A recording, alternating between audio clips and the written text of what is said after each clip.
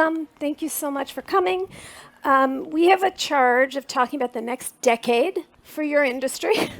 No problem. 30 minutes, then 10 minutes for Q&A. So we can see your questions here. Feel free to use Slido, put them in. I will either incorporate them in the conversation or we'll get to them at the 30-minute mark. I've got Christine to my right from Morningstar, Colleen from Vanguard, and Anders from Facet Wealth. They're awesome. And I just want to talk about sort of a framework for the conversation. When we met, or by phone, it seems to me that we have kind of a balancing act as an industry, right? You need to find the right balance between human and technological help. You need to find the right balance between you guys surviving as a business, attracting clients, but also offering services at an affordable price. And you need to help clients sort of finance not only the traditional milestones in their lives, but like the messy middle, which is everything. Everything. We have had nothing but the messy middle for the last few years for everybody. But in general, you might want to take a break in your life. Life changes your mind about how you want to live and how you want to use your money. And you want to get ready to do some more hand-holding for your clients, given how tumultuous the world is, how tumultuous markets are. I have a personal example I will share later about how I almost lost my mind during the pandemic in my investments, but we'll get to that. Let's start with the messy middle, because everything's out of order. I'm going to start with you, Christine. Christine has a great phrase. She advises people to allocate for your personal time on Earth, right? So it's not just retirement or buying a house or having a kid, but also your actual life now and in the future. So I'm going to let you take that away for just a minute. Yeah, I think it's such an important exercise to go through with clients, with investors, to help them understand their whole suite of resources. So there's financial capital, certainly, and financial advisors are well equipped to deal with all those financial allocation choices. But then there is human capital allocation and the decisions you might make about how you deploy that across your career.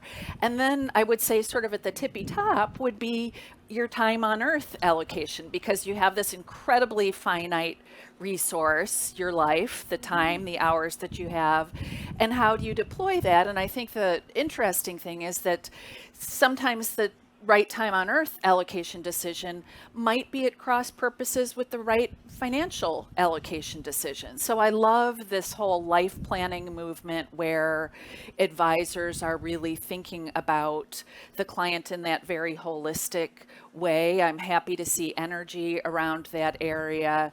And the interesting thing I think for advisors is that there aren't necessarily right answers. You might have your own thoughts about how the client should allocate these resources, but ultimately it needs to be a conversation. So I'm thrilled to see groups like Brian Portnoy's Shaping Wealth, where they're really talking about how do you have deeper, more meaningful client conversations. That seems like the essential starting point for figuring all this out. And Anders, in your business, you were nodding your head as Christine was talking. Yeah. Can you give me some concrete examples of how some of your clients have created this personal time on Earth allocation? Yeah, for sure. I think as a starting point, we have a bit of a different view than the traditional view of the industry, which is that focusing on assets under management and saving for retirement, which is the sort of traditional definition of financial planning, is way too narrow of a scope. And it makes sense, right? I mean, the industry gets paid on AUM, which maybe we can talk about that later. I have some thoughts on that. We're going to talk about that. Yeah, okay. Don't you worry everything. But when you sort of broaden the horizon, the reality is every decision you make in some sense is a financial decision. Whether it's you're going to buy the Starbucks latte or not, all the way up to how you're going to allocate your next paycheck, if it's to, saving for retirement, paying for your kids' college, taking care of your aging parents, whatever it is. And so, financial planning, I think done right, and I think, sort of redefined from what it is today, we'll really look at sort of every aspect of your life. And, I really like the time on Earth. It's a little bit of like the sort of Maslow's hierarchy. You're at the top where you can help people get a lot closer to self-actualization than I think most folks think. And so, you asked for specific examples, and we have tons of them. One of the cool things, so we're a totally virtual company, and so we have about 350 people spread across 42 different states. And so one of the ways that we all sort of build culture and stay in touch is we have a Slack channel called Dreams Made Possible. So every day we're getting several stories from clients that our advisors are posting of like things that they've achieved. One of the ones that kind of comes to mind that was just a couple weeks ago was a professor at MIT who fell off his bike, had a traumatic brain injury, and couldn't work basically can't work. And we sort of looked at it and realized that his short-term disability insurance was underpaying him by about $4,000 a month. And so he got, we were able to basically, flag that for him, and he got an $80,000 lump sum payment and a big increase in the monthly income. And I think that that's an example of how you can totally change your life without actually touching your portfolio allocation, right? And that I think is an example of financial planning done really well. Mm-hmm. Let me ask the audience a question. How many of you guys in your own lives have felt differently about what you're going to do in your future, both as a profession and with your money, what you want to buy, what you want to invest in, whether you want to have children? How many people have had a life decision change? A lot of people. Not you guys. Oh, except you. Thank you. So if someone's coming to you, they're the perfect client. They know to, save 15% of their income for retirement. They have, emergency savings. They do all the right things. And then they have a midlife crisis and says, I want to start an ice cream truck. Or go on sabbatical. What do you do to tell them how to shift gears and still plan for the long term, but finance their short term so they don't go into debt too much? Can you give me some concrete examples of that? Are you asking me? Anybody, but yeah. You want to go ahead? Yeah, sure. I mean, I think what we would end up doing is kind of evaluating what income sources do they have, right? What assets do they have to back it up? What are the risks, right? So it's kind of going through maybe all the facets of financial planning and decide, can you afford it? What changes in your lifestyle might you need to make to be able to take that sabbatical? How would that impact retirement? Would you need to maybe work longer or save more if you go back into the workforce? So I think it's just really going through a holistic balance sheet and income statement approach to someone's life, and then kind of creating a new plan, helping them to be able to do the things that they want to do, but still able to have a successful retirement and thereafter, right? One thing I would say, Jean, too, on that front, in addition to doing the work with the income statement and all of that stuff, which seems super important, it seems like as an advisor, you want to try to get in front of those transitions. And one thing we talked about in our pre-call was this idea of retirement not being this linear thing, and the conversation that I often mentally reference is a conversation that Jeff Patak and I had with Laura Karstensen, who's at Stanford, and she said, we need to retire more often. And so her research points to actually retiring later in life sometimes isn't so great for people, that actually they need to stay engaged. They need to be feeling like they're having their social connections. They need physical exertion. She feels like the new wave of financial planning should address the needs that might come up in our lives to have a break from work or to have a chance to do that pivot to something that you find more rewarding, or just to scratch an itch that you've always wanted to scratch. And so I do think that it's a way for advisors to have that conversation earlier, and also to get the clients jazzed about something that isn't 40 years into the future. Right. It seems like you can light a fire under younger investors to get engaged with the process, to say, well, you know what, I think maybe you could take 5 years off when your kids are little, when you think it would be really important to be there. Yeah. And to sort of strategize about what might be these life stages that we want to try to address with this financial plan. How many folks here who are advisors work with Gen Z clients and millennials? Okay, so they have a very jaded view of the world, right? So they don't want to. Retirement forget about Social Security not being there. They're like, am I going to be here? Right? They have a jaded view. So this kind of advice seems to be useful if you want to get them on board. Can you give me a sense? Do most people here just work with high net worth folks, or are you looking to expand your business to a middle income, upper middle income range? Who works with just high net worth folks? Raise your hand. Very few. Okay, so you have a broader audience for your business. Great. Because we're the majority, just saying them. Gene, can I Not just jump in yeah, on that last sure. question? Because Yeah. I think that there's a really important point that Yeah. to kind of how you teed up the conversation around Yep. the balance between human and tech. Yep. And I think that in your example, there's a very clear need for tech, right? Some of the examples you were giving around sort of like making sure that technically or quantifiably the client's going to be okay. But then I think this is also where the importance of the human comes in, because there's so much like I'm a client of Facet myself, so I work with one of our advisors, and I found that the huge value that I get out of that relationship is when he sits me down and says, okay, like, you want to do this, like, do you really want to do this? Or, this is a goal that you say you have, like, why is that? And he presses my thinking on that. And to a certain extent, there's like almost like a therapy component involved. And as we think about evolving our own service around advice, pulling in the sort of behavioral and psychological segmentation around how people think about money is like front and center for us. And that's where I think, for a tech company, we have a very counterintuitive view of the future, which is that there's always going to be a human involved. Right. Yeah. So that leads to the next area of question, which is this. You guys need clients. You need to be paid. Clients can't afford to pay you that much. Well, not whatever you want. They can afford to pay you something, but they don't want to give you half their retirement. There are a lot of inexpensive ways for Gen Zs and millennials to invest, the robo-advisors, the set it and forget it sites. Facet Wealth is a sort of wonderful combination of the two, because you always, your fee is fixed. You get access 4 times a year to a human being.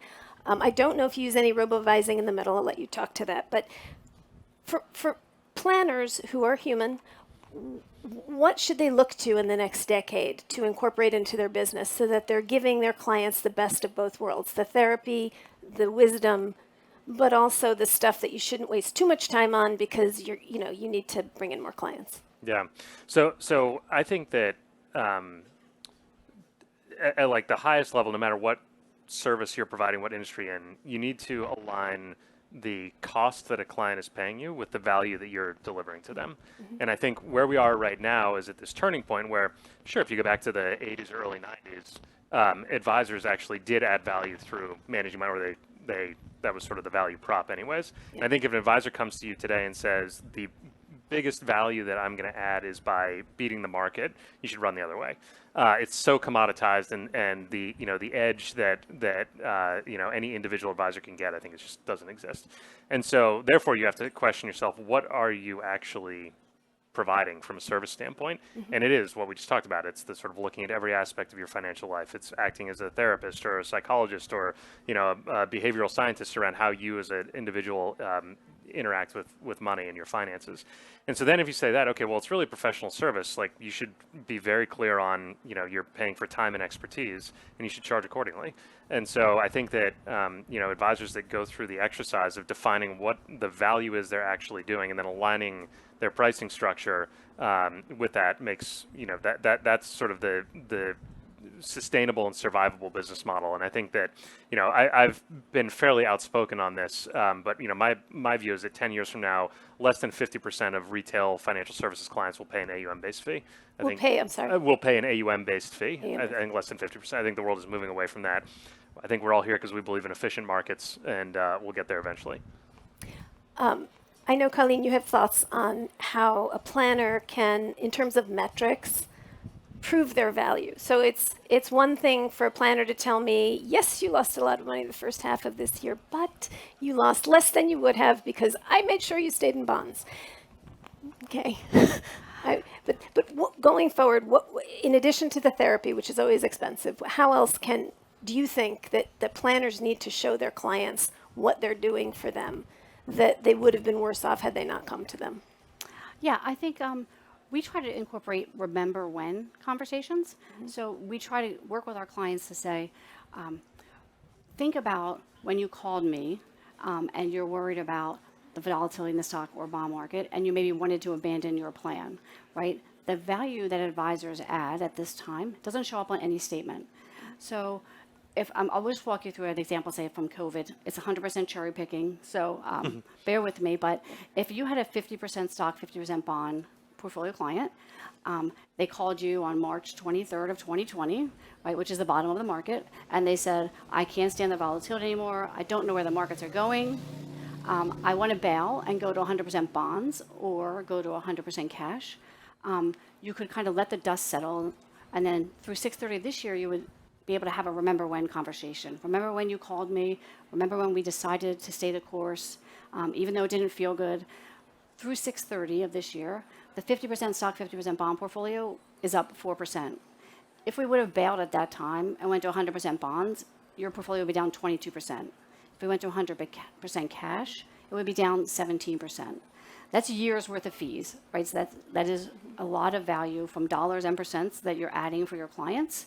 It doesn't show up on a statement. So finding a way to incorporate the value that you add to the client relationships by helping them stay the course, rebalance when it seems counterintuitive, can really have a meaningful difference on them realizing the value that you're providing.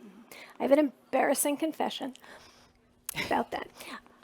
In March or early April 2020, I, for the first time in my life, having invested fully and smartly, always reading Christine, the whole thing, I called a planner I trusted, not someone I was working with, but who I knew, and I said, I have to get out now. I'm done. Thank you. I want to go to cash. And then I have to quit my job because I write about this stuff all the time. And she said to me, she goes, and where are you going to go? Where are you going to go? And because I trusted her so much, I'm like, well, if she says it, I should do it. If I had just listened to myself or just called somebody up randomly, or I listened to my robo-advisor, I don't know that I would have done it. I think I would have done something so stupid. And I didn't. I stayed and I kept my job, also smart. So that's that is literally a perfect example. I have never wanted to go to cash before the pandemic hit because I think the insecurity of the medical issues coming up basically pulled the floor out from everyone. So I would predict here, and since it's being recorded, you can call me in 5 years, I think we're going to get a lot more upending events in our lives that we can't predict, or as Christine said when we were talking, that we haven't even started to worry about, right? So I would love you to talk about the issue of humility. When you're talking to your clients, what you can promise them if not beating the market. Why don't you talk up to that point? I am such a huge fan of humility, especially with respect to what might happen in the world, what might happen with investment portfolios. And I just think that if advisors can exude that sense of humility, I think that there's almost nothing else that engenders trust as much as that, sort of counterintuitively. But people understand that the world is unknowable. It's probably not a good answer to say, I don't have any idea.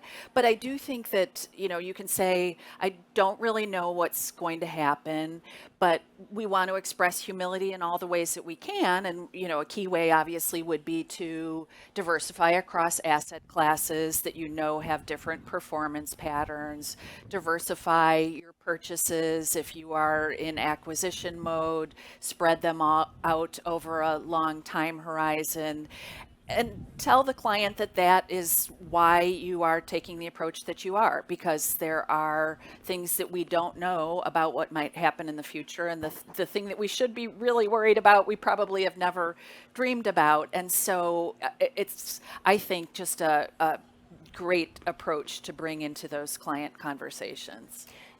Do you advocate, any of you, for planners to, I don't mean to be depressing, but should you, I'm a little depressed about things going, to paint out worst case scenarios. So if I come to you and say, look, ideally I want to, get married, have a kid, buy a house, retire, travel, do all the things that a nice life allows for.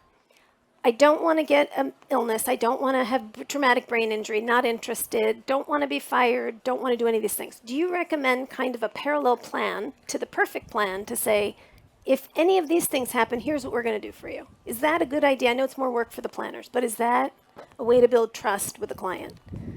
Yeah. Absolutely, I think. I think of the financial planner who my husband and I have worked with. We sort of have a plan that we will continue to work for quite a while, we think, because we both like our jobs.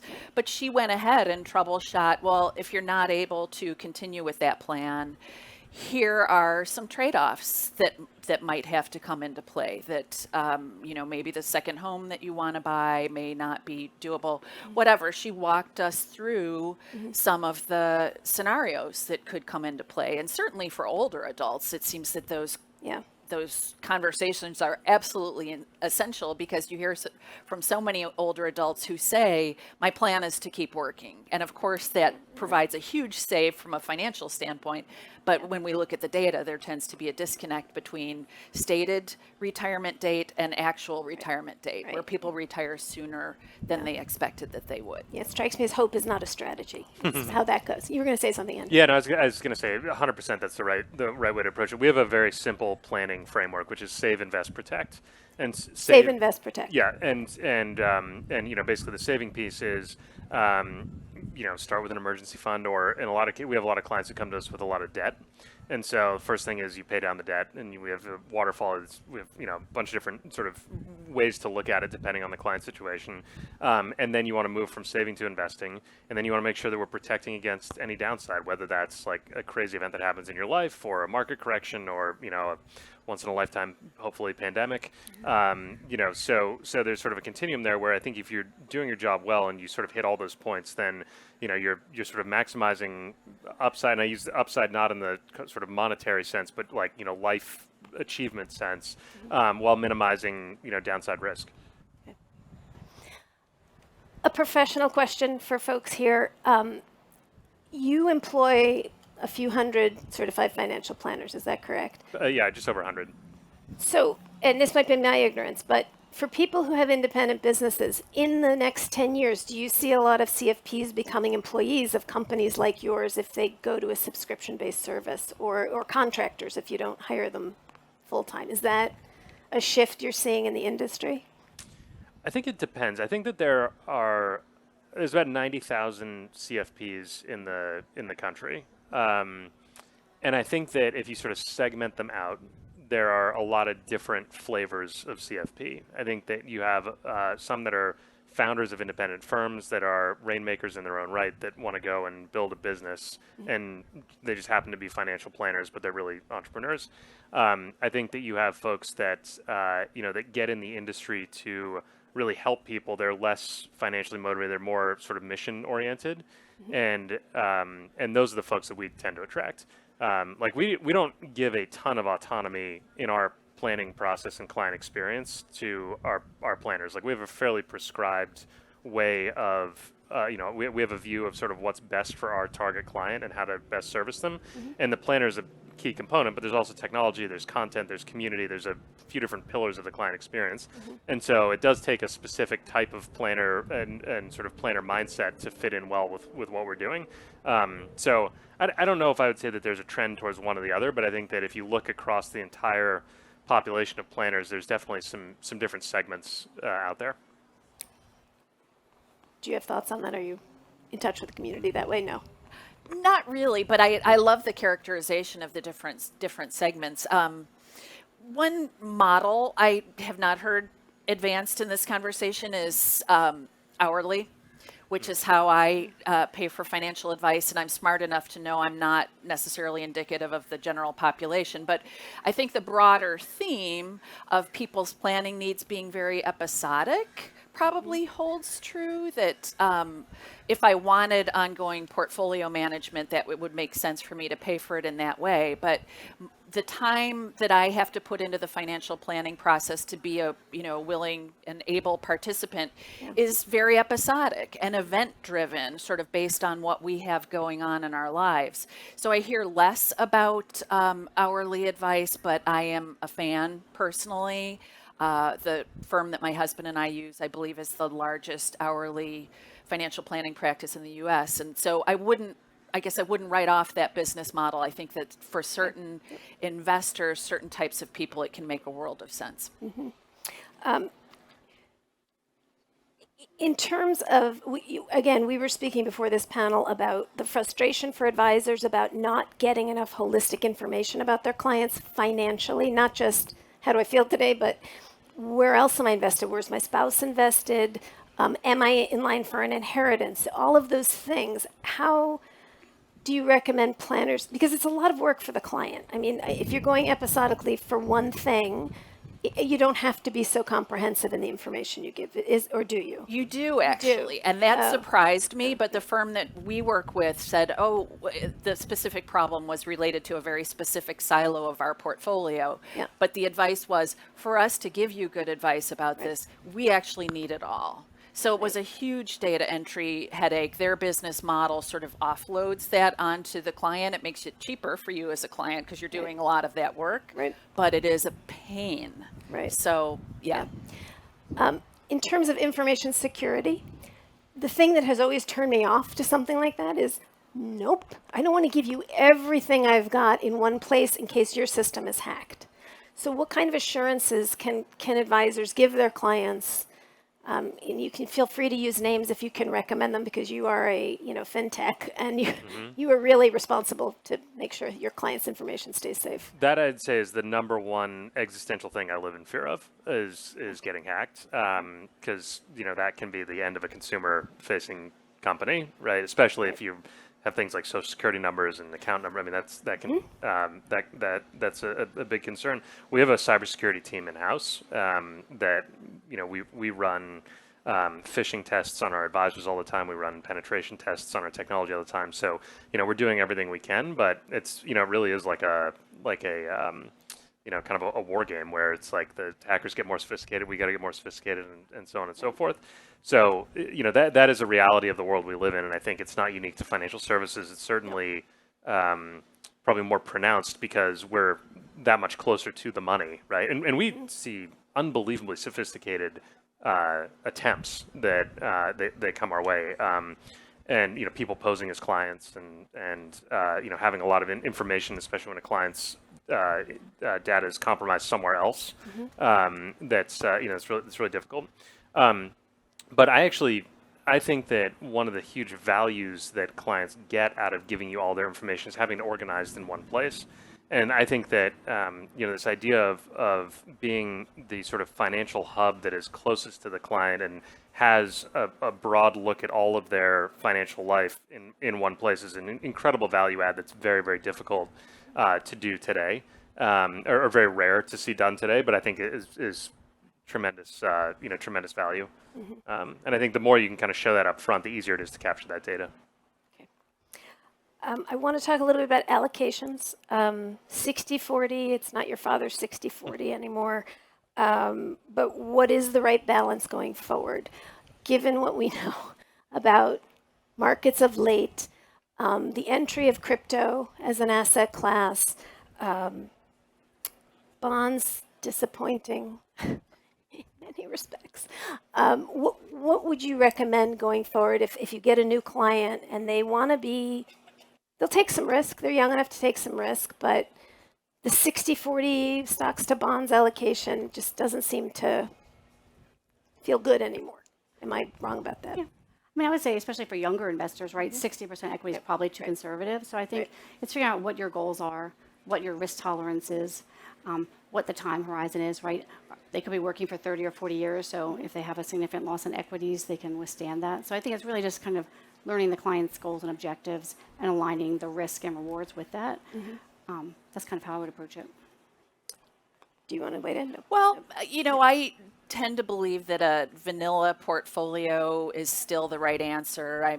All of the research we have at Morningstar points to the virtue of keeping your costs way, way down as being one of the most impactful things you can do for the health of your financial plan.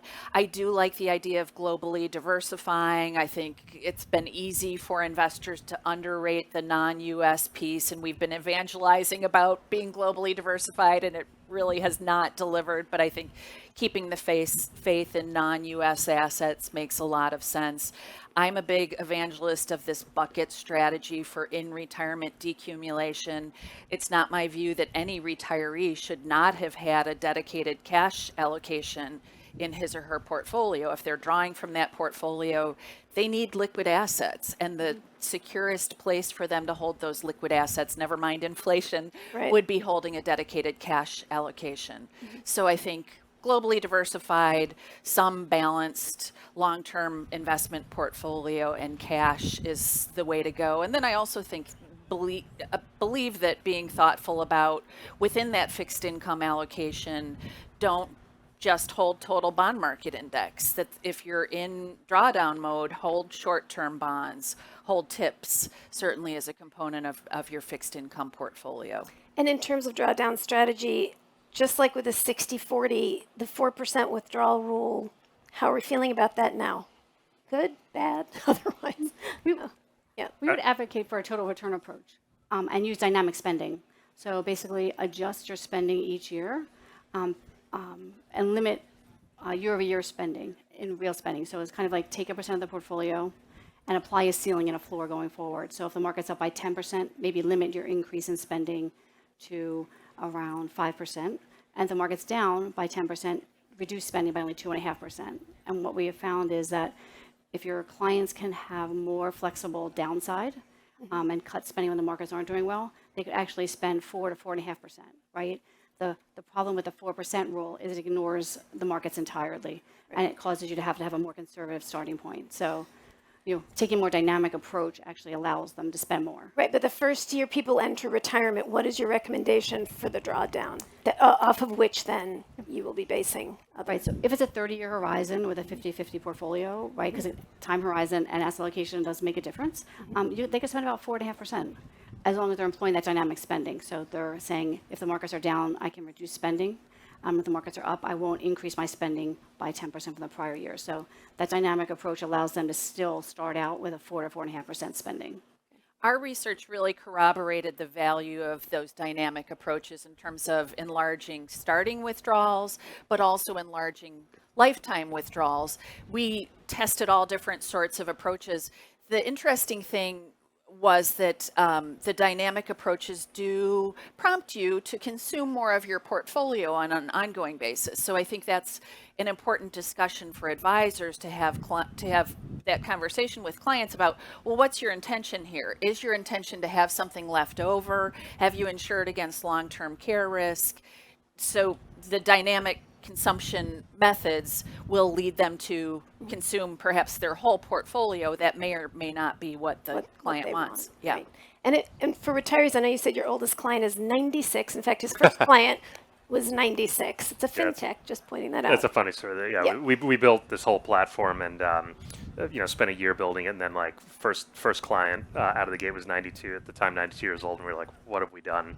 But it's great. So we were totally virtual since 2016, and she's like, oh, it's just like FaceTiming with my great grandkid. And we're like, great. It's just because she saw your picture. She just, oh, he's so sweet. I'll just talk to him. So what is your system? What do your planners tell retirees when they come to you, when they're just on the verge of retirement? I think it's a way too personal of a question for me to give like any one answer. I mean, we sort of look at every client on a case by case basis, and everyone's got different goals, different circumstances, and different resources to achieve those. I think the broader point, which is one, since we're supposed to be talking about the future of advice, and is the technology, whether it's for asset management or planning, exists today to be personalized on a client-by-client basis. And I think that if you're an advisor and you're not delivering an incredibly personalized client experience and set of recommendations, then you're going to be left behind very quickly. I think that's the key thing, is that mass personalization and mass customization is the way of the future, and it's here now. And I would imagine there are a lot of vendors here that would love to talk to you about how to actually deliver on that. But that's a hugely important part, I think, of financial planning going forward. Yeah. I want to ask about crypto for a minute, and I just want to make sure I can see the clock. 2 minutes. 2 minutes? 5 minutes? Oh, 5 minutes. Oh, no. It says 6 minutes left. Okay. We're going to go to Q&A, but I can't really read the questions. We'll get to that in 1 second. Crypto. What should planners do when clients come to says, I want to invest in crypto? I've talked to people who said, I say, okay, if you're willing to lose it all, it could be 10x, 10 years from now, it could be nothing. put 2 to 5% in. Is that kind of a range that you think is reasonable for someone who can afford to lose it, afford to live through another crypto winter? Again, I think the percentage is, it's hard to put a put a number on a percent. I think the more important thing is like, okay, treat it like any volatile asset class, right? It could be, tulips 400 years ago. You'd be talking about it the same way. I think it's like, could go to zero, could be, could be a home run. Just make sure the rest of your financial life is in order so that you can withstand whatever's going to happen. And if there's some happy upside there, great. But we don't have a sort of crypto specific view. It's much more focused on sort of like, this is a volatile asset class, and treat it as such. I would take a step beyond volatile, though, because, we're not just talking about volatile, but we're talking about speculative. And how am I defining speculative? I'm defining it as an asset where I literally cannot affix a value to it. I cannot do any sort of discounted cash flow analysis to tell anyone what it should be worth. And to me, that and I won't earn any friends here, but it marginalizes it as a truly speculative asset. So if the decision making is very much driven by the client wants that, that's fine, that's one thing. But as an advisor, as a fiduciary thinking advisor, I find it very hard to defend the idea of certainly making a recommendation that anyone invest in crypto. Yeah. That's my unpopular opinion. How's Vanguard feeling about this? No, I mean, I agree with Christine. I think if a client asks for an allocation there, like it certainly wouldn't be part of our recommendations. If they ask for an allocation, then similar to what you're saying, keep it small and also make sure the rest of the portfolio is diversified around it. Okay. So I got to go to your questions, but let me just see if I can read them. How do you bridge the gap between what clients should want, behavioral coaching, et cetera, and what they do want, which is beating the market? Anybody? Everyone. I guess I would dispute the premise that clients want to beat the market. I think that it depends on the client, but I think many of them want to meet their goals. I would guess that many of them want to meet their goals. And so I think it's an important part of the discussion that the advisor has where you figure out where they are on that spectrum of like good enough, achieving my goals, which is firmly where I am, or I need to maximize this and win. I feel like that's a super important place to plot clients on that spectrum. Colleen? Yep. I mean, because I would say I think that for a lot of clients, like if you think about it, investing is a zero-sum game, whereas doing financial planning is actually a win for clients and it's a win for advisors, right? So if you're incorporating financial planning and not putting your value proposition out there as I'm going to be the market for you, but I'm going to help you meet your goals through financial planning, your clients have higher returns. If you're getting paid on AUM, you have higher assets under management. So it's really actually a win-win situation for clients and advisors. Okay. Do you want to weigh in or should I go to the next one? Yeah, I mean, I think it's, I think that what we see a lot of is clients want to feel like they're safe or on track or doing the right thing. And I think once you sort of like start having that conversation, then, returns get a lot less important. Okay. Sorry, excuse me. What kinds, oh my God, of technology? Sorry. I really can't read that. I'm so sorry. Can someone lighten the screen a bit or darken it? It's just the sun is hitting it in a weird way. Okay. I can read one. Can you read the top Yeah. one? Thank you. Oh, the top one I cannot read. I can read one of the Okay, middle ones. sorry for the top question. One of the top pain points of advisors, according to a recent Forbes survey, is time management. How can advisors use technology to overcome this challenge? I would say one of the things you can think about is outsourcing or automating those areas of their practice that you're comfortable with, say portfolio management. So, right, use model portfolios, and then spend your time on other places, right? So it's basically automate and or augment. So people aren't using Rolodexes anymore, right? We have the CRM system. So it's really automate what you can, augment with technology the other things to free up the time to spend with clients. Okay. Oh, if AAU, sorry, you just moved the screen. That's not fair. Okay, which products, practices, or services do you see going away or becoming less relevant in the next decade? active portfolio management, I would maybe say is at risk, certainly based on the data that we see. At Morningstar, we track the performance of active managers very closely, and fund flows are telling us all we need to know about investors losing enthusiasm for active funds, especially high-cost active shops. It seems that every headwind is working against them. So I expect that we'll see, especially if the market continues to be crummy, we'll see the active asset management universe continue to winnow itself down. I think it's going to change. Right? I think that like, rather than focusing on stock picking or fund picking, it's going to move more towards. Sorry, there we go. It's more towards. Ooh, yeah, you gotta go. There. I might have just. You can sign Okay. it. Yeah, I've been trying. Okay. That Try was it good. again. Yeah. It's going to move more towards sort of non-asset management based alpha. So like tax loss harvesting is a big one, or thinking about how do you build a customized portfolio. Like we work with a lot of clients who have outsized equity stakes in either private companies or like equity grants, like RSUs from from their employer. And so like how do you build a portfolio around that sort of existing fairly illiquid position? And so I think that we describe it as like we actively manage passive portfolios. And I think there's a lot of sort of a different type of active management that you can do that isn't like, yeah, I'm going to go long Apple, short Google, or whatever. So Right. yeah. Right. Do you want to wait out?